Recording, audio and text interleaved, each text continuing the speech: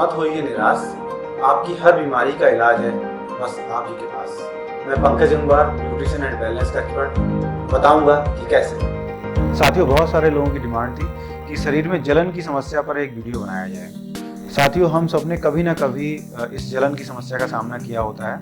हमारे अक्सर हाथ पैरों में जलन पड़ने लगती है, लेकिन कुछ लोगों के लिए ये समस्या बड़ी विकराल रूप धारण कर लेती है। उनके हाथ पैरों में भी बहुत जलन पड़ती है, इसके अतिरिक्त उनके शरीर में भी जलन पड़ने लगती है, यहाँ तक कि उनके सर में भी जलन पड़ने लगती है। तो इस समस्या से बहुत सारे लोग ग्रसित हैं और बहुत परेशान हैं। डॉक्टर्स के पास जाते हैं, वहाँ भी उनको समाधान नहीं मिलता है। यहाँ तक कि न्यूरो जो सर्जन है या न्यूरोलॉजिस्ट है, उनको रेफ़र कर दिया जाता है ऐसे पेशेंट्स को। वहाँ भी इन समस्याओं का समाधान नहीं मिल पाता है कई बार। तो इस बारे में मैं आज आपको बताऊंगा कि कैसे इन समस्याओं का आप घर पर समाधान कर सकते हैं, किस तरह से अपने भोजन में परिवर्तन करके इन समस्याओं का समाधान कर सकते हैं। कुछ मैं आपको छोटे छोटे उपाय भी बताऊंगा। यदि आपका बीपी बढ़ा हुआ है, तब भी आपके हाथ पैरों में जलन रह सकती है, क्योंकि बीपी बढ़े होने से जो ब्लड का फ्लो है आपके हाथ पैरों में ठीक से नहीं होगा, उसमें कहीं ना कहीं बाधा पहुंचती है, उसमें परिवर्तन होता है, तब भी जो है आपको हाथ पैरों में जलन हो सकती है। दूसरा कारण, यदि आपको थायराइड है, तब भी आपके हाथ पैरों में जलन हो सकती है। तो आप बीपी भी चेक कराइए और थायराइड भी चेक कराइए। तीसरा कारण, यदि आपको डायबिटीज़ है, तब भी आपके हाथ पैरों में जलन हो सकती है। देखिए, इन सब सारी समस्याओं, क्योंकि ये ब्लड फ्लो से जुड़ी हुई समस्या है, ये जो है आपकी जो तंत्रिकाओं से जुड़ी हुई समस्या है, तो इन सभी चीज़ों का इफ़ेक्ट आपके हाथ पैरों की जलन पर पड़ता है। लेकिन बहुत सारे साथी ये कहेंगे कि ना तो हमें बीपी की समस्या है, ना थायराइड की है और ना ही डायबिटीज़ है, फिर भी हमारे हाथ पैरों में जलन पड़ती है, यहाँ तक कि हमारे सर में भी जलन पड़ती है। तो साथियों, ये तंत्रिका से जुड़ी हुई समस्या है, तंत्रिका तंत्र से जुड़ी हुई समस्या है। यानी कि जो हमारी तंत्रिकाएं हैं, उनमें इन्फ्लेमेशन होने लगता है। इन्फ्लेमेशन को आप इस तरह से समझिए कि एक प्रकार की सूजन या एक प्रकार का क्षय।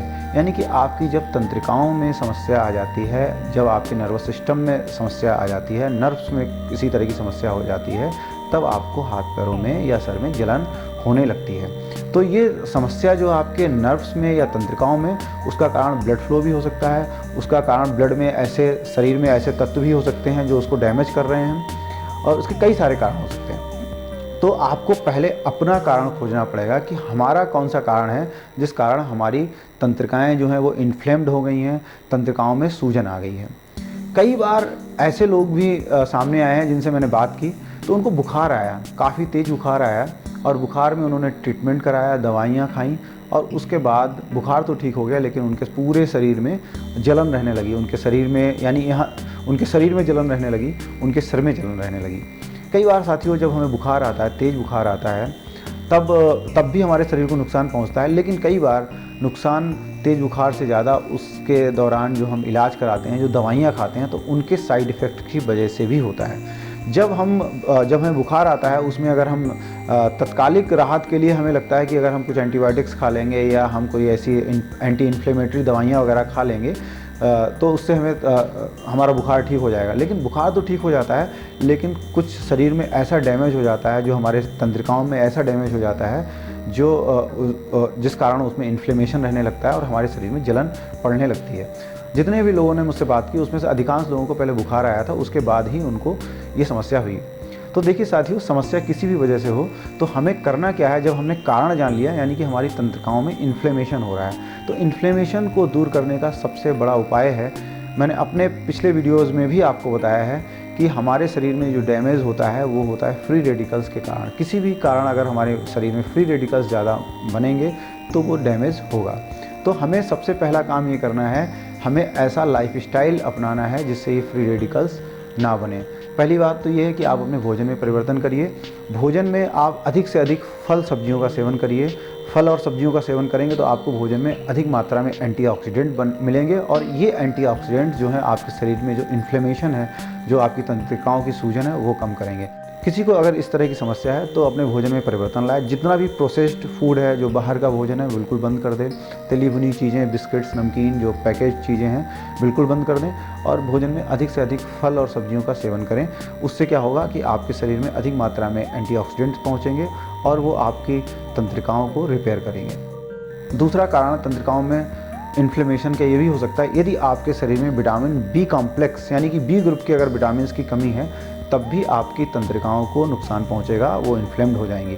Specially vitamin B12। आजकल जितने भी शाकाहारी लोग हैं उनमें विटामिन B12 की बहुत कमी रहती है, तो विटामिन B12 आप चेक करा लीजिए। विटामिन B12 अगर आपके अंदर कम है तो आप विटामिन B12 का सेवन करिए। अधिक से अलग से आप सप्लीमेंट्स के रूप में भी ले सकते हैं, और आप भोजन में भी मशरूम और दूध वगैरह इनका इस्तेमाल करके भी आप विटामिन B12 की पूर्ति कर सकते हैं।